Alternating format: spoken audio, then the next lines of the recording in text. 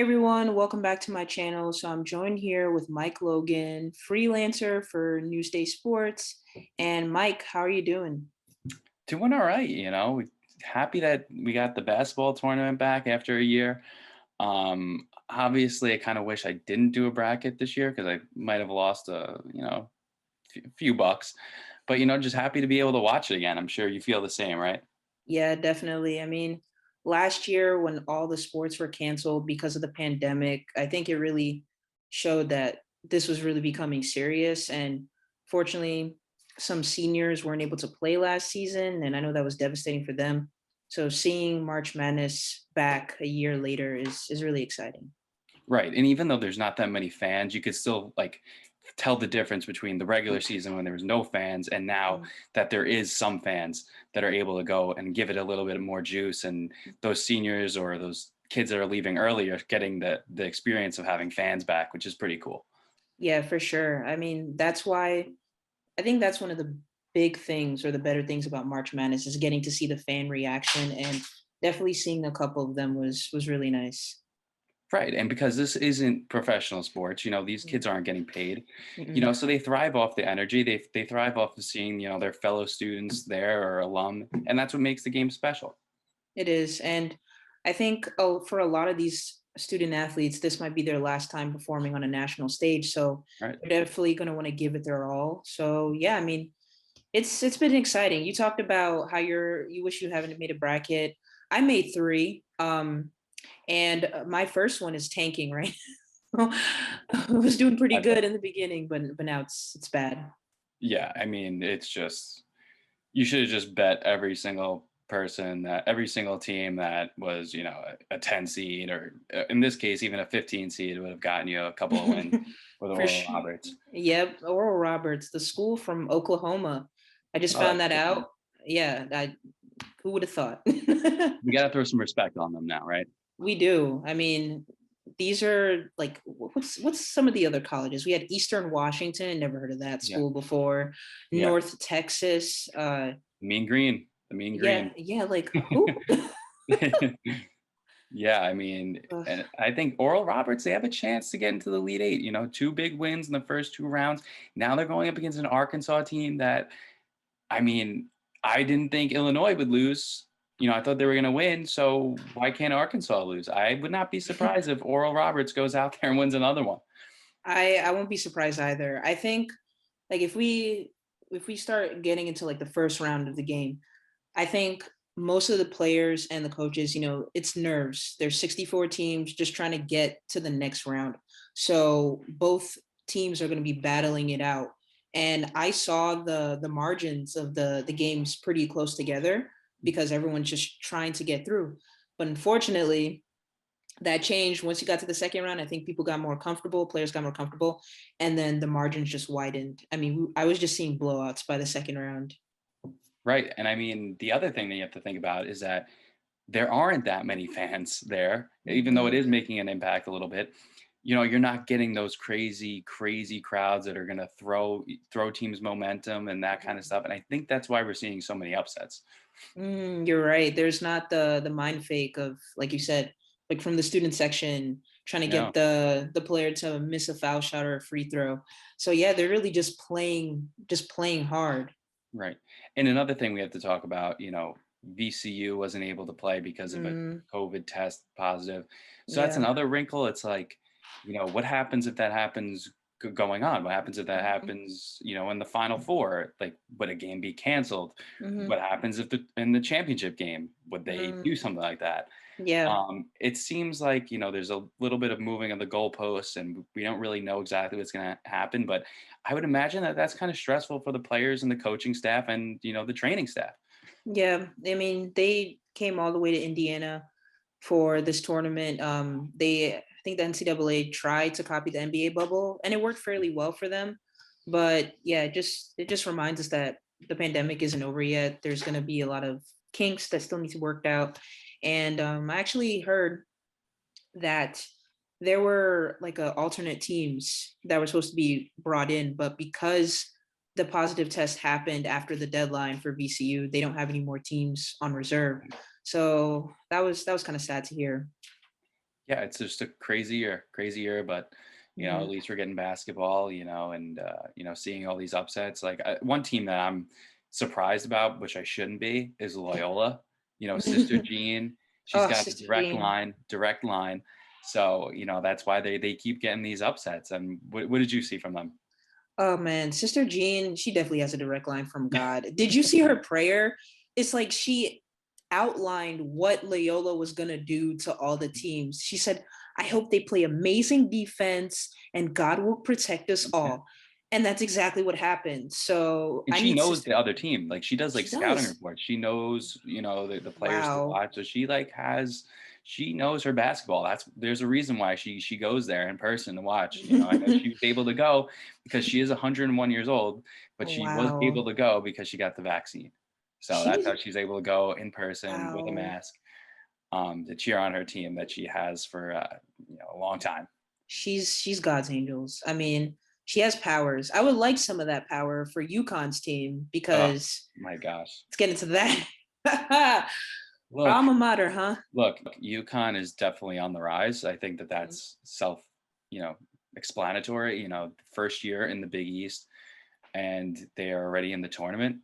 Mhm. They showed grit. They Yeah. showed, that with the offensive rebounding, they just couldn't make a shot. They couldn't hit a Mhm. free throw. They couldn't, convert layups even. Mm-mm. Um, and that's why good teams, lose in tournaments because you could hit a bad streak or you can hit a really good streak.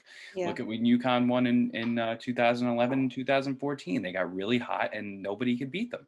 Yep. And for the same reason, they lost this year. I think that they are gonna be back there. We're probably gonna lose out on James Booknight.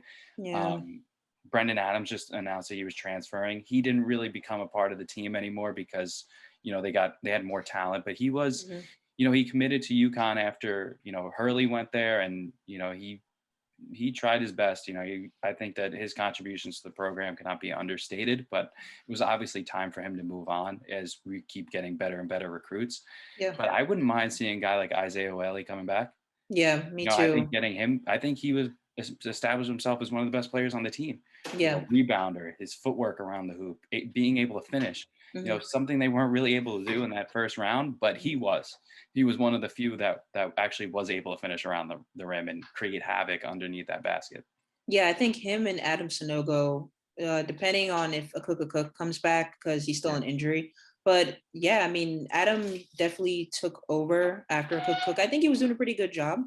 But yeah, I think it does look bright for UConn.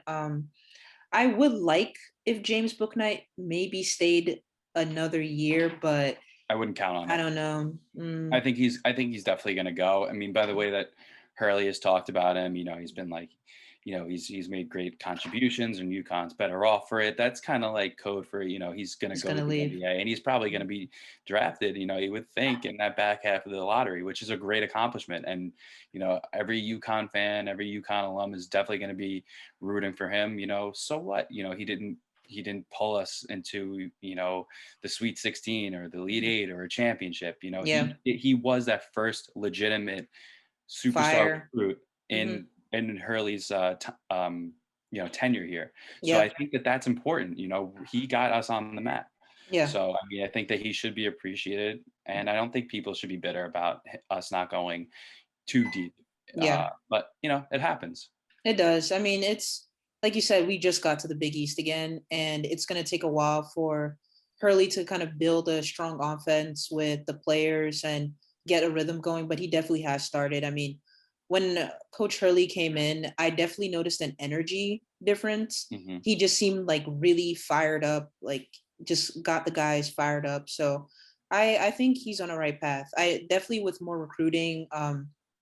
Like watching the other teams in the tournament, there's definitely some style of players that I think UConn could definitely benefit from, such as maybe more big men. Like I know we're not really a muscle team, but it would be nice to have like a solid big man to maybe add to it, and then also a really versatile guard to like or guards to fill in after Book Night leaves that can maybe add that kind of help. Yeah, and I mean they got a top recruit in Rasul Diggins. I mean, I think that they're not going to miss a step. And Sonogo, I'm telling you, he had a great great freshman season, He and he's did. only going to get better. Hmm. I mean, the footwork that he had around the hoop is just, and his defense, Yep. block shots. I think a Cook is going to have more of a prevalent role in the offense and defense. You can't forget about his block shots that he did as a freshman. Yeah. So I think that they're going to be fine down low. I think that really, we also have R.J. Cole. R.J. Yeah. Cole. He played high school with Dan Hurley's dad as the coach. The legendary St. Anthony. So he's got that old school vibe to him, and Mm. that was evident this year. Look, they just missed shots that they should make, and that's why they lost in the first round. Yeah. But the stuff that isn't streaky is effort and No. rebounding. Yeah. I That's mean, something that has been established with Hurley. So I think that they'll mhm. be fine. Yeah. I mean, it when they showed the first half stats about how we had 18 offensive rebounds but 30 missed points, Hmm. and I think it was Wally on CBS Sports, and he said he said he had UConn going to the Final Four, and I thought it was hilarious because so did I, even though that was just wishful thinking. But he did talk about how if it wasn't for the offensive rebounds, we should have been a lot lower Yeah. when playing with Maryland. But I was like, I haven't seen them do really good in offensive rebounds in a long time. Mhm. So that is definitely a sign of improvement. Absolutely. Going back to some of the upsets we've seen and how the first round, everyone's just trying to get over their jitters, and so everyone's playing really intensely. Which other, we know Oral Roberts, they did a lot of upsets, but which other schools did you watch their upsets that you were like, okay, wow? Well, I mean, not technically an upset, but a team that really surprised me was Villanova. I Hmm. mean, really, you lose your best player, Colin Gillespie. Hmm. Your leader, your senior leader. He's out for the year, and everyone's counting you out. They finished the Big East tournament, in a stinker. They lost pretty quickly, and they came out. They beat. They didn't beat great teams, but they beat Winthrop. They beat a North Texas team that was coming off a huge win against Purdue, Hmm. and now they're looking to play Baylor in the Sweet 16. Hmm. Baylor's a really good team. Can they pull it off? I mean, I really thought that Villanova was going to lose, if not that first round, definitely would be out by the second round. So I mean, maybe they can prove us wrong. I mean, Jay Wright is an awesome coach. You want to talk about good college basketball coaches? Jay Hmm. Wright is right up there, like probably like a Mount Rushmore coach. Yeah. I mean, unbelievable coach. So you can't count him out. I was probably really dumb for counting him out, but I really didn't think that even with a great coach like that, you can replace your leader, your best player. So I mean, I'm stunned. I mean, nothing will shock me anymore, especially in this tournament. So hey, maybe they can win. Maybe they can beat Baylor. Well, Wisconsin didn't stop Baylor. That's for sure. I thought they were going to pull off the upset because I believe Wisconsin beat UNC in the first round, Yes. absolutely destroyed them. Yeah. And so I was like, okay, they might have the upset against Baylor. I'm pretty sure I picked Wisconsin.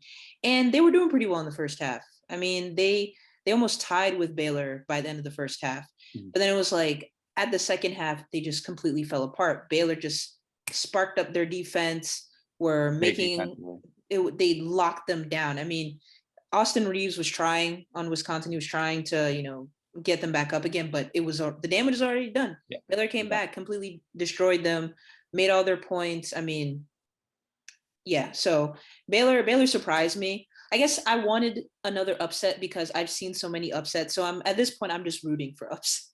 There was too many upsets that I just became upset. Yeah. Yeah.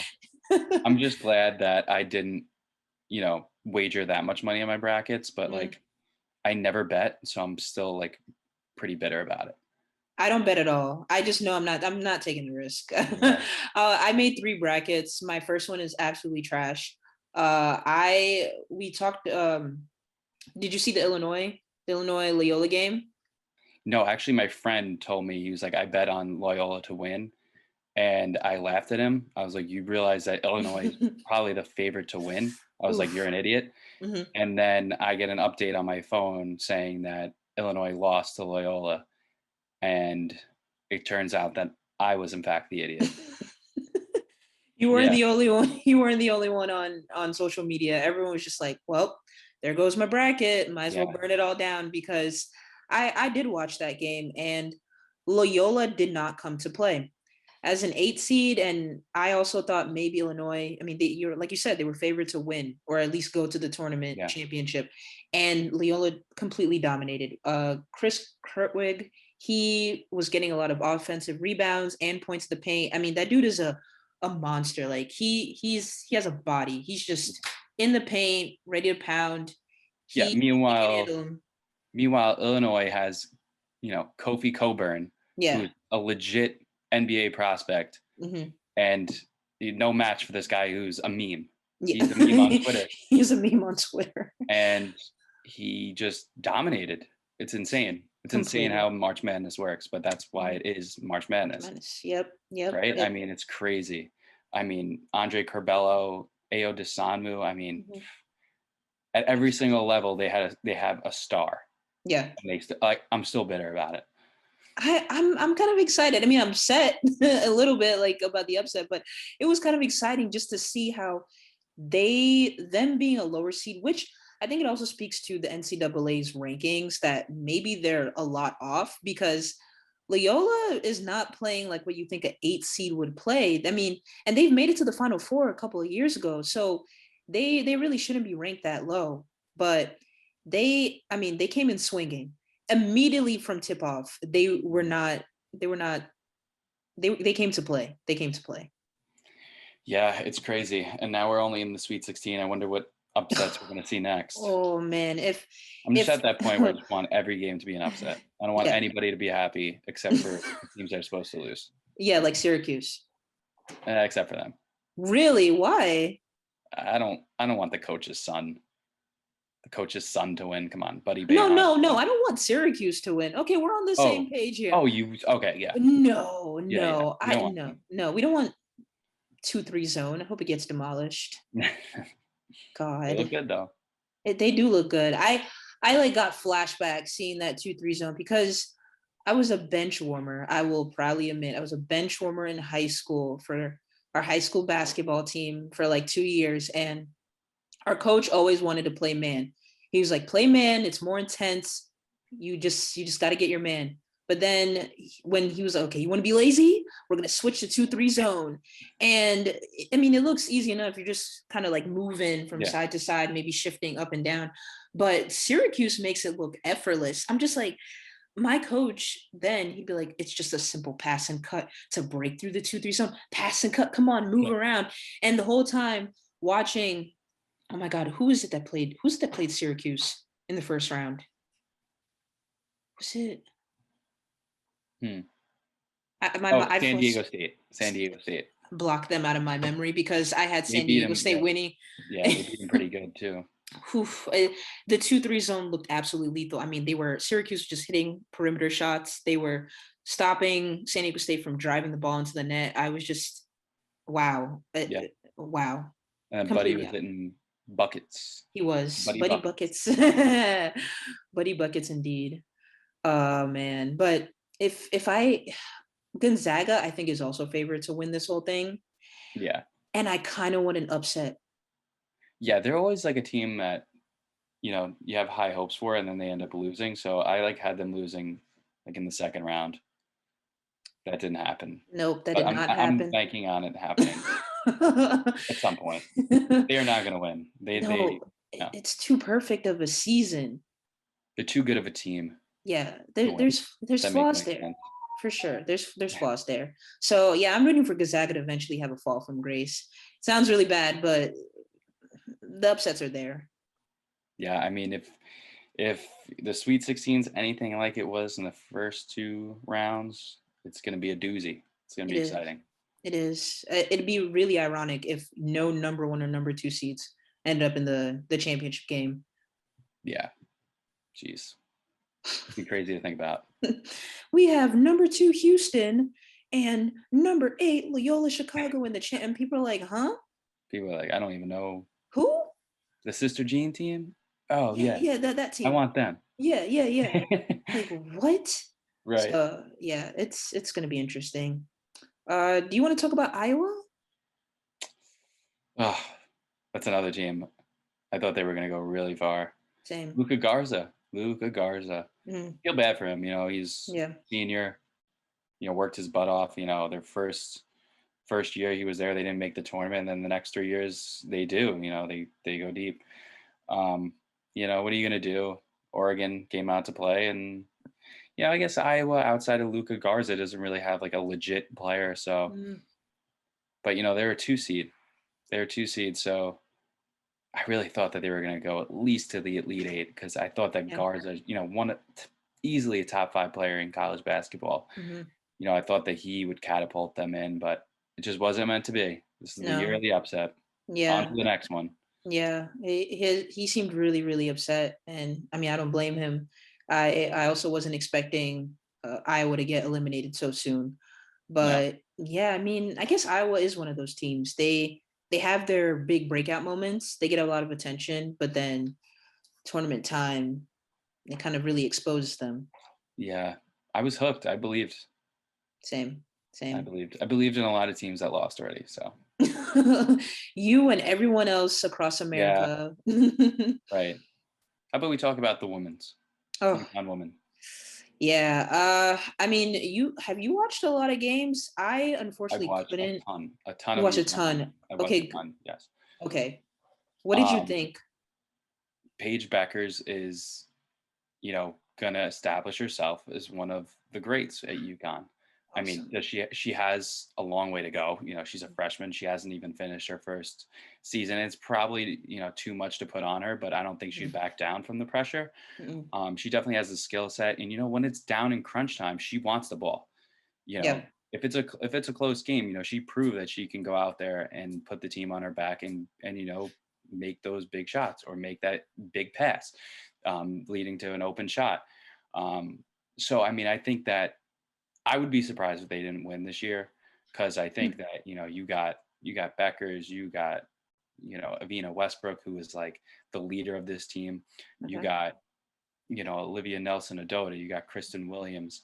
I mean, they're deep this year. They they lack a little bit of experience, but you got some with Kristen and Olivia Nelson Hmm. Adota and Avina. Hmm. So I think that they're going to be able to make a deep run. They play Syracuse tonight. A little old Our rivalry game. enemies. Our So I enemies. mean, I'm excited. I think that this is going to be a great tournament because there are a lot of really good women's teams. Hmm. But I think that this is going to be the year where UConn does go over the top and gets their 12th championship. Well, you have a lot of faith, and I have faith in the women's team, but I think it will really test us if we end up getting to play Baylor or South Carolina or Oregon because they've also been good, and I think we've seen for the past maybe like 5 years Mhm, where we've lost two Final Fours mhm, and we've been kind of struggling, and also the talent pool has really spread to other colleges, which I think it's a mhm. good thing because Yeah, it makes the great game thing. more competitive, but I mean, it does put some hope that Paige Buchers was she the number one, right? She was number one. Oh yeah, yeah, Yeah. And we got her. Like she chose us. So yeah, that does put my confidence a bit because for a while we were losing recruits to other schools. So yeah. And don't forget about Aaliyah Edwards either. mhm, That to me, I think she's the biggest X factor. Paige Beckers is going to get all the headlines and deservedly so. mhm, But I think Olivia Nelson Adota really, really benefits from having like a bruising type of player with Aaliyah Edwards. mhm, Baylor is not going to be able to push UConn around anymore because they mhm, have a player like Edwards down there who's going to, get dirty, if she mhm. needs to. She's going to, put an elbow into somebody. She's going to be able to get those rebounds. Yeah. She's not going to be pushed around. And I Mhm, think that that's what UConn really missed the past couple of years mhm. was, yeah, Olivia is great. She does Yeah. what she does. She's a finesse player down low, Mhm. and she can block shots. But you really also need a bruiser down there, somebody Yeah. who's willing to do the dirty work, and they got that. And Mhm, obviously everybody else on the team. mhm, So I think that if they lose, it'll probably be you'll chalk it up to a lack of experience. mhm. That will come. Next year they get the number one pick as well, AZ Fudd. Paige Becker's his best friend. So they're only going to get better. They're only going to get Sweet. better. Yeah. Um, and they are pretty damn good this year. So, I mean, good luck. I feel like we say that all the time. Every time we see a recruiting class Hmm. go to UConn, we always say good luck to the rest of the league. So, we'll see what happens. Yeah. Fire's back. fire's back in both teams, which is a good thing. It's a Right. good thing. Yeah, I mean, it's just a totally different energy with the men's, and I think that, you know, the whole school benefits from that. I think that everyone can feed off of that, and I think the women's team's like, all right, you know, the men's team, they're good now, so Mhm. you know, we see that they're getting attention. Let's show them why we're the reason we're the basketball capital of the world. That's true. That's true. So, do we also want to talk about the NCAA in general, Mhm. continuing on the women's games and how they've gotten a lot of backlash for just not having equal treatment, equal accommodation. I believe it was one of the Oregon women's team members that posted it on social media, showed the lack of a quality weight room. Mhm. And the NCAA's initial response was that they didn't have enough money, but or lack of space, but she showed there was Yeah. a whole lot of space. And what do you think about that? About, not having equal accommodation for the women's side, the women's tournament? Well, it's pretty funny, right? When the Oregon player Sedona Prince, she makes a TikTok of the video, you know, showing how ridiculous everything was and how quickly they turned that around and they actually made it a suitable place. So it just shows bringing attention to an issue like that. You Mhm, know, they put out a statement, you know, sorry about we didn't have the space. They mhm, didn't move anything. All they did was add mhm. stuff to that huge space. Yeah. So yeah, I mean, it stinks. I mean, I think the best thing for the women's game is just to keep on doing what they're doing. Just keep Mhm, on playing really good basketball, which they will. I mean, UConn, went back into the Big East, and you know, Fox Sports had great ratings. You know, it had like their best mhm. women's basketball ratings ever. Yeah. So I think that that's, you know, the biggest thing. If you can get people to watch, which they can, they have Mhm, proven that they can. mhm, I mean, when I went and covered the Final Four, you know, obviously not last year in mhm, 2019 though, mhm. it was sold out. You know, everyone was Yep. so excited about it. The energy was great. It was sold Mhm, out for every single game. You know, people, you know, were all around Tampa, which is where it was held, mhm, and there was a great environment and great energy. So I mean, I think that it's bogus to say that, you know, women's basketball is not entertaining and it's not mhm, bringing in money. That's not true. Because mhm. if that was true, it wouldn't be on TV. Yeah. It wouldn't exist. Yeah. I mean, so that's just bogus. I mean, even if you look at the picture of, you know, at center court, it just says women's Women's basketball. I basketball. don't know the Yeah. backstory why it wouldn't say March Madness or, Mhm, you know, at least I don't know. Like I don't mhm, know why they wouldn't do that. They kind of set themselves up for failure on mhm, that. I think that the women's game would really benefit from having better branding. So I don't know mhm, why they haven't just done it. I think that they would make more money. mhm. The NCAA would make more money. You know, TV could make more money. So I think it's interesting, and I think I'm hopeful that it will get better as the years go on, Mhm. because there's no reason for it not to. Yeah, for sure. And I think this is the trend with women's teams in general. I mean, even look at the conversation around the WNBA. There's a lot of detractors that say, well, no one really watches the WNBA and you don't deserve to be paid as much because you're not dunking or you're just not making as much. And people who support the WNBA have said that, well, they're still kind of new. It's only been what, 25 years, Right. and they're going to need marketing. They're going to Mhm. need support, push for people to want to watch. I mean, yeah, I'm sure there's some women players who can dunk, Mhm. but that's not what the women's team is known for. You can't expect them to do the same things as the men. Mhm. Uh, so I mean, yeah, it's going to take a lot of help from the NBA or the NCAA or any major body to like promote the women's sports and make it interesting for what it is instead of trying to copy. Yeah, or making it different. I don't think Yeah. that they need to change the game. I don't think they need to lower the hoops. I No. don't Yeah. think they need to make, you know, anything different. I think they just need to, you know, make it easier and more accessible to people, and people will watch it. You know, I thought it was pretty cool the other day. Rudy Gay, who used to Mhm. play for Yeah. Yeah. UConn, Mhm. he went to, you know, pregame. His pregame outfit was wearing a Rebecca Lobo jersey. You Yeah. know, you've seen a ton of players. I know Steph Curry's been a really good, you know, proponent of women's basketball, and a lot of people are wearing the orange WNBA hoodies. I got to get mine soon. And I think that, you Same. know, that's huge. I mean, I think just Mhm. think that brand awareness and just getting to know more about the game and just watch it and you'll be hooked. You know, Yeah. it's something else to watch. It's another sport to watch, and if you truly love sports, you're gonna love the women's basketball game. Yeah, Yeah. it's a little different, but it's different in a good way. You know, you Mhm. don't need to see, all of the same. You know, all of the same is not great. Mhm. You know, that's Yeah. why we watch different sports. We watch Yeah. baseball, we watch football, we watch, hockey. So, Mhm. I mean, yeah, it's a little different, but that doesn't mean it's a bad thing. No. I think people will realize that once they give it a chance, and I think a Yeah. lot of people have realized that. Yeah, for sure. I mean, my first introduction to basketball, like really paying attention to it, was the Uconn women's team Hmm. and a little bit of Tennessee because I like Candace Parker.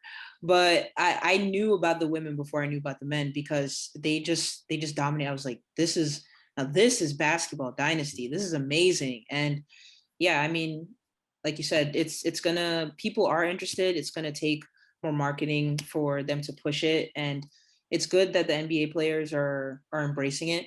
Also, Rudy Gay is still playing. Hmm. He's not Yeah, retired Spurs, retired yet. I'm Spurs. just like I'm like, man, the last time I saw Rudy Gay was on the Grizzlies, and then I just never looked back. Yeah, Oh my yeah, God. yeah. Well, Wow. he's still decent. He used to be really good. Now Yeah, he's he good. was he Yeah. wow. Wow. I haven't been like I'm a Heat fan.